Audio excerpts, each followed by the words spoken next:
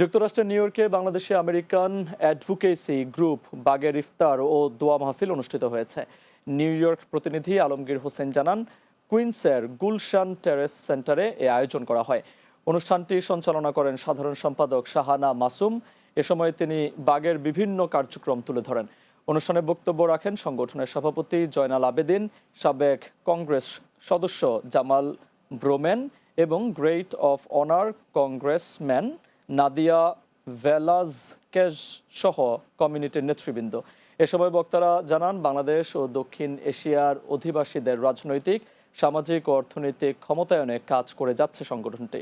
পাশাপাশি সংগঠনের পক্ষ থেকে নিউ ইয়র্কের স্কুলগুলোতে হালাল খাবার নিশ্চিত করা সহ বিভিন্ন গুরুত্বপূর্ণ বিষয় নিয়ে সরকার বিভিন্ন দপ্তরে বেশ কয়েকটি বিল উপস্থাপন করেন।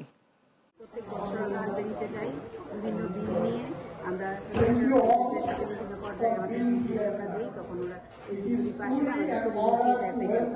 এটাই আমাদের নিউ ইয়র্ক বাংলাদেশের জন্য তারা যদি আমাদের কমিউনিটির জন্য কাজটা করে, প্রথম আমরা ইলেক্ট করি, ইলেক্টেড করার পর যদি দেখি তারা কি কাজ করে, তারপরে আমরা তাদেরকে আমরা আবার রিমুভ করে নতুন আমাদের যারা আমাদের